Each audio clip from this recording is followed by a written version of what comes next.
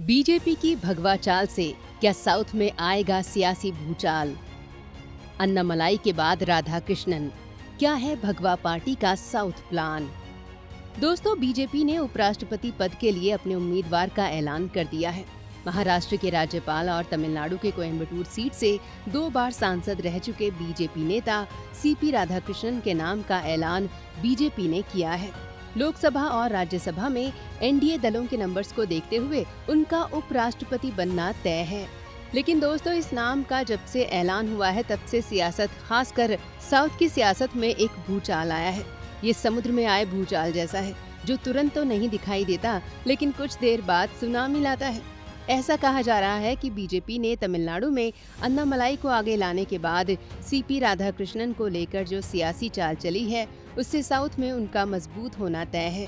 Video में आपको बताएंगे ये कैसे होगा, साथ ही ये भी बताएंगे कि क्यों राधाकृष्णन बीजेपी के लिए उपराष्ट्रपति पद के सबसे उपयुक्त उम्मीदवार हैं। बस आप देखते रहिए द कर्मा।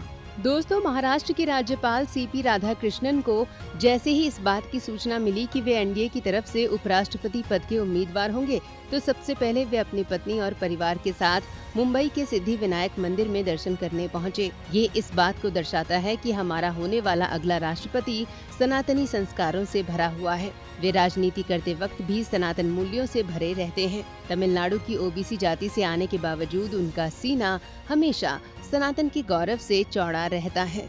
सनातन विरोधी तमिलनाडु की पार्टियों के ऊपर वे कितना सधा हुआ हमला करते हैं, इसकी कुछ बानगी आपको दिखाते हैं। इसी साल मार्च में मुंबई में हेडगेवार अ डेफिनेटिव बायोग्राफी नामक किताब के विमोचन के दौरान उन्होंने तमिलनाडु राज्य में चल रहे भाषा विवाद पर बात की, जहां मुख्यमंत्री एमके स्टालिन हिंदी थोपने का विरोध कर रहे थे। उन्होंने कहा कि तमिलनाडु में शब्द हथियार का काम करते हैं और अगर हम इसे और बांटते गए तो ये ऐसा होगा जैसे शहर की बस में उतरने चढ़ने के लिए पासपोर्ट दिखाना पड़े। ये हकीकत है।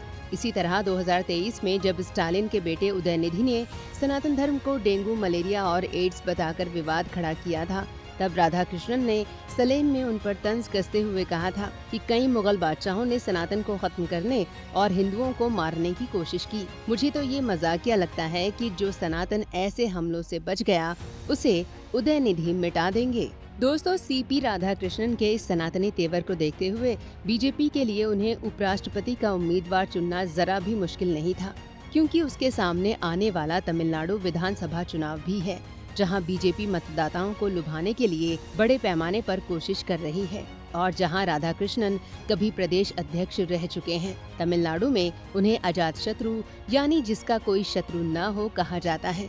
उन्हें कोयम्बटूर का वाजपेयी भी कहा जाता है, क्योंकि वे अटल बिहारी वाजपेयी युग के पुराने नेता रहे हैं। दोस्तों, बीजेपी तमिलनाडु में लगातार प्रयोग कर रही है। पुराने नेताओं के विरोध के बावजूद अन्नामलाई को प्रदेश अध्यक्ष बनाया गया और इससे वहां पार्टी का विस्तार हुआ। फिर चुनाव से पहले एआईडीएमके से तालमेल के लिए उन्हें बदला गया। अब राधाकृष्णन, जो कि तमिलनाडु बीजेपी के सबसे सम्मानित चेहरों में से हैं, उन्हें उपराष्ट्रपति बनाकर पार्टी ने तमिलनाडु और पूरे दक्षिण भारत को संदेश दे दिया है।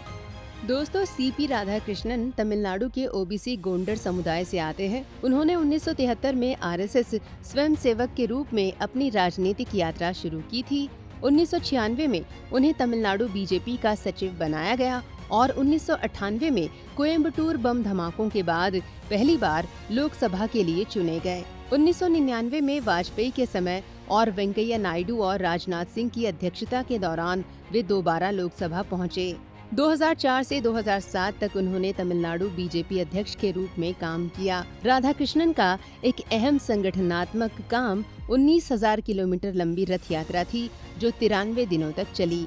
इस यात्रा का मकसद था सभी नदियों को जोड़ना, आतंकवाद खत्म करना, समान नागरिक संहिता लागू करना, अस्पृश्यता से दूर करना और नशीली दवाओं की समस्या से निपटना। इसके अलावा उन्होंने अलग अलग मुद्दों पर 2 और पद यात्राएं निकाली।